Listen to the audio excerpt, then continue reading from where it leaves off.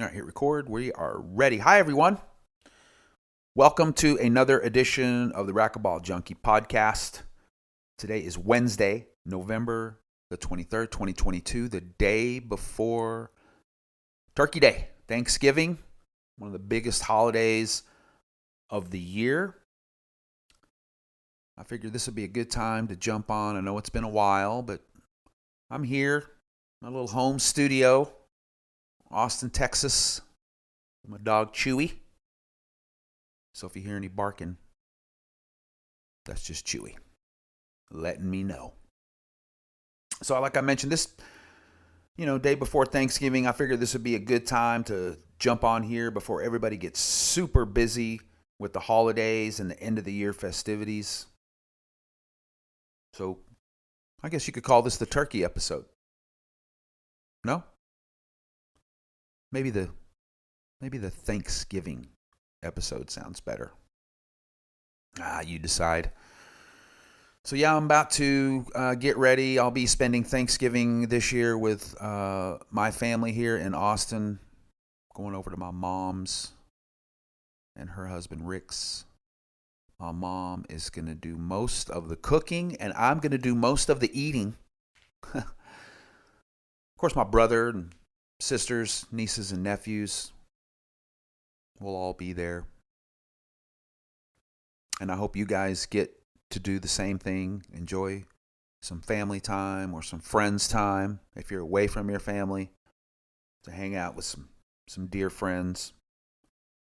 And for me, there's just been so much racquetball in the last few months, for like myself and everybody else that's either been playing in tournaments, attending events, or just keeping up online.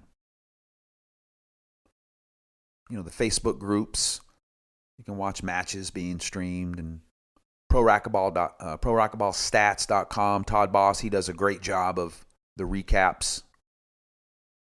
So does Evan Pritchard over at the racquetballblog.com. He does an amazing job. So if you need to catch up, that's where you can go. Or you can tune into the Beyond the Court shows. Some of you know I've been co-hosting that with Sudsy Monchik. We get a lot of traction and interest in those shows. I enjoy connecting and chatting with all my racquetball friends from across the globe that tune in, and we keep the chat flowing in there, and that's what makes it fun. It's always a good time when we can all get together and share thoughts and ideas and have some laughs. Sudsy's a great promoter and ambassador, for the sport. So I really enjoy working with him and Veronica on the show. And then, of course, my involvement with Team Dovetail is super fun for me. If you didn't know much about my background, I loved team sports, and I still do. As a kid, I played team sports. My mom was the team mom. My dad even coached me in Little League football for a few years, and we did really well. So I played baseball, I played basketball, football, and what Mike Kinkin is doing to help others is really a cool thing when you think about it. A lot of you ask, what is Team Dovetail? What is the DOVETAIL Mission? Mike started with one player and a vision, which is the DOVETAIL Mission. And that mission is to provide more opportunities for young players. Of course, he built the adult side because the kids need a little something to, inspire them. And, he wants to help young players, train, compete, and just inspire them to achieve some personal growth off the court. And I love what we do, and, we're still looking for, some really energetic and passionate people to help us grow our mission with fundraising and awareness. So Team Dovetail is something that I'm very proud to be a part of. So Speaking of juniors, a lot of the juniors and parents are getting ready for the upcoming Junior Worlds. IRF, Guatemala, December the 2nd is when it starts. This is the biggest stage for any junior player playing for the country. USA, Mexico, Canada, Argentina, Guatemala, Bolivia, Ecuador, Costa Rica, Chile, and Ireland are just spitting those out of the top of my head. So I want to wish all the juniors on Junior Team USA good luck. I hope you guys play your hearts out. Play your very best in Guatemala. Of course, I'll be watching online. I'll be keeping up with results and cheering you all on. Especially my Team Dovetail members. Oh yeah, Aswan, Ava, DJ, Naomi, Paul, and Cole. We have 6 juniors competing at the Junior Worlds from Team Dovetail. So I'm super pumped about that. And I can't wait to see their results. But you know that I'll also be cheering for all my Texas juniors, especially the ones that I do know. Shane, Micah, Leah, a couple other boys I think that are going, the Nelson kids. But I went back and looked at that roster for Team USA. I mean, it is stacked. Timmy, Gracie, Heather, Julia, Cody, Annie, Ben, Nikhil, Montserrat, and 2 of my favorites, Andrea and her little brother, Alex. And I hope I win that $500 raffle, Ben. Remember, I told you, if I win that raffle, we're going to split it. Let's see, what's next for me? I'm working with Sudsy to find a sponsor to get me out to the Sudsy and Veronica Treasure Coast Racquetball Series number 5. Numero 5. That's December the 16th to the 18th. It's going to be at the Civic Center in Port St. Lucie, Florida. I hope I'm saying that right. Port St. Lucie? Port St. Lucie? I'm sure somebody will correct me or I'll figure it out if I'm there. And don't forget, every one of their tournaments has been a sellout. I mean, I know there's, limited number of courts, but there's a sellout and there's a wait list. So I'm going to try to get there. Make sure you go. We're going to do some live streaming of the matches, of course, with commentary. We'll have another, we want to do a live show from there to keep promoting racquetball. And as I mentioned, Sudsy's been great to work with at these events. I've been helping him with some promotion, some scheduling. And I love Florida. So hopefully we can make that happen. Let's see, December, LPRT. The pros are going to end the year with one final event for 2022. The LPRT is going to go to Maryland, Millersville for the Christmas Classic. Severna Park, Racquetball and Fitness. That's December the 9th through the 11th. I do know that Coach Fran Davis is doing a 2-hour clinic on December the 7th. So check that out. Get you a 2-hour clinic with one of the best coaches in racquetball, the best professional coach, Fran Davis. She's my coach too. IRT is going to go to Portland, Oregon for the John Pelham Memorial Tournament of Champions. The MAC Club. That's a great venue. This tournament honors John Pelham, who's the son of Wendell, an Army specialist. John was. He was a big racquetball fanatic and ambassador of the sport, and unfortunately he was killed in Afghanistan. So Wendell and Hank and all the locals get together, and they do a great job of hosting the tournament there. It's a mega club, the MAC. Mega. 600,000 square feet. So December 1st through the 4th, I know that's right around the corner. So if you're in the Portland area, make sure you stop by. I won't be there. I'd love to go to that tournament one year. I'll put it on my list of tournaments that I want to attend. I've been to the MAC Club before. I've just never been to that particular event. But 2023 for me is going to kick off with a bang, and for a lot of people. Because now that I'm living in Austin, I'll be home for the Longhorn Open, January 6th through the 8th, right here. My hometown, Austin, Texas, on the campus of the University of Texas. Hook 'em horns. My niece is going to be glad that I said that, Lauren. Our little chunk.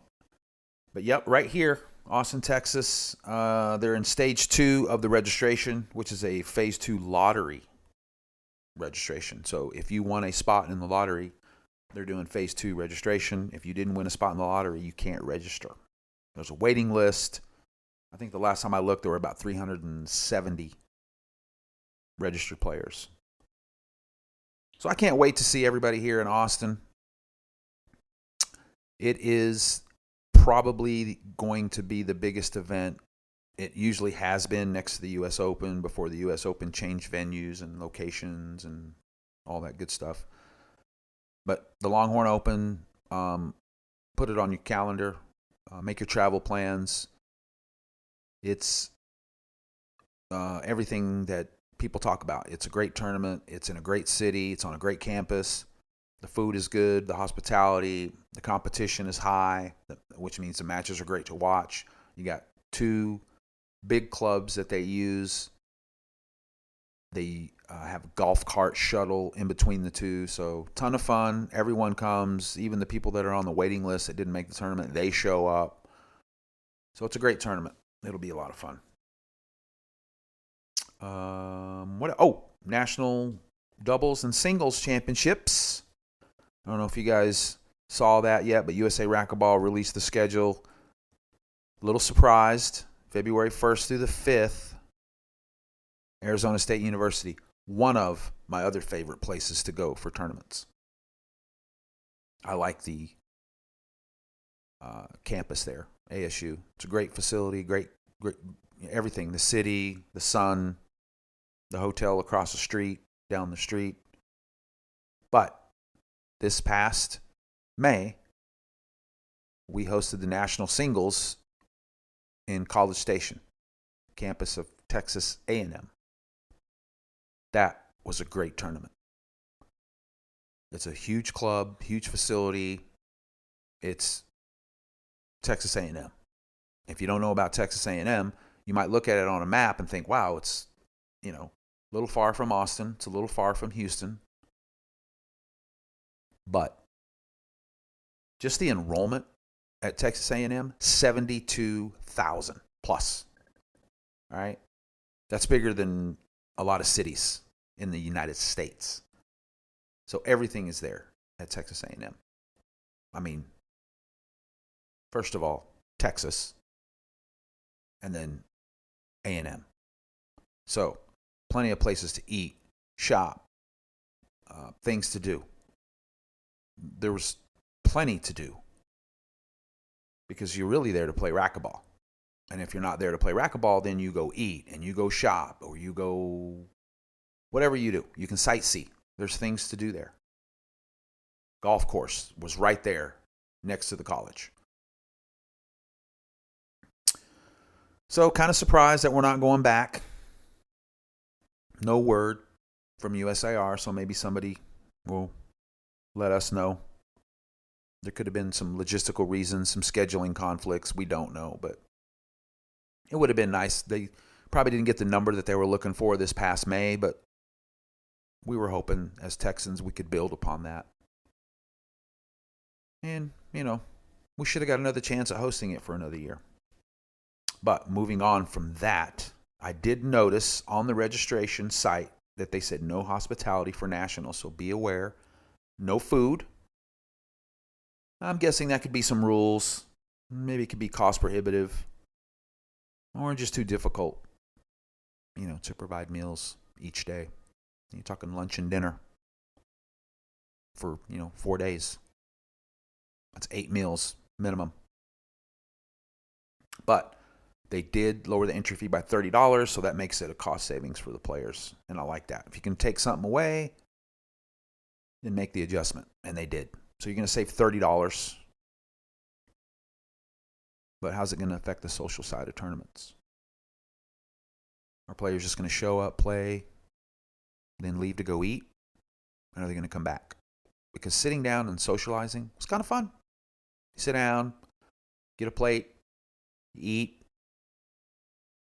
talk to some people maybe you haven't spoken to in a while, or maybe some people that you've never met. Usually it's just in passing at tournaments. So we'll see. I'll be curious to see the responses from players. You know, you've had something for what seems like forever, which is food, and then you take it away. But now you can go eat wherever you want. You can go eat with your friends, and let's face it, you didn't eat all the meals anyway. You know? You missed a few. You went to go eat what you wanted. So, difference is $30, and that's a good thing. You're going to save $30. So, I think that's going to be it. I told you guys it was going to be short and sweet. I just wanted to check in. I hadn't done an audio podcast in a while. Thank you guys for listening. Make sure you keep up to date with everything online. That's kind of how we keep up with things now, online. I hope you guys have a great Thanksgiving. I hope you guys take the time to enjoy the holidays. You know, life is crazy, busy. You're running around, you're working, you got friends, you got family. You're trying to do so much, and hopefully the holidays will give you a chance to enjoy and relax. I know it could be a tough time for some people around Thanksgiving and Christmas and the New Year.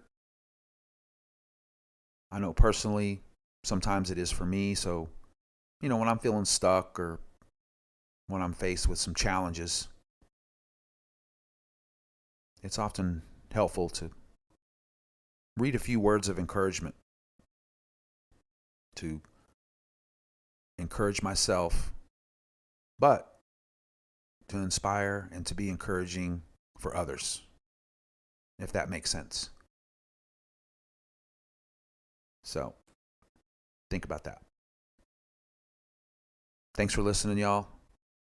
And with that, I'm out.